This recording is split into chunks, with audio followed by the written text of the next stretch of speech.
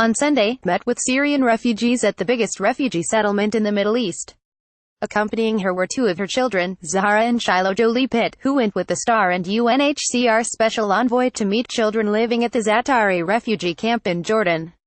According to the UN refugee agencies, Jolie's kids spent their time playing with Syrian girls who were part of an after-school learning initiative at the camp.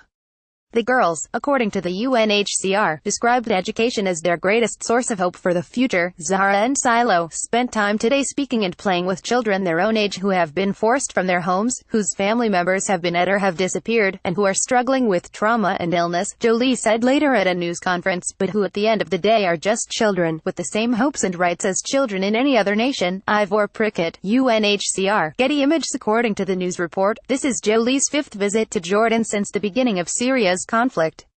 The Zahara refugee camp is home to more than 80,000 displaced Syrians, only a fraction of the 5.48 million Syrians who have had to flee the country.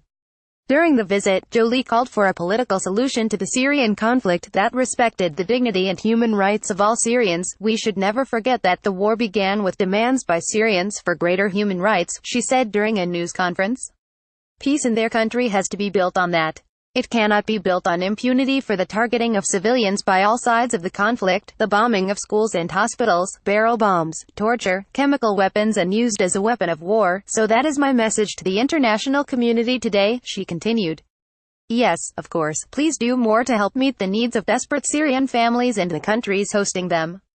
But above all, please provide the leadership and strength needed to negotiate a principled end to this senseless war, without sacrificing the dignity and human rights of Syrian families.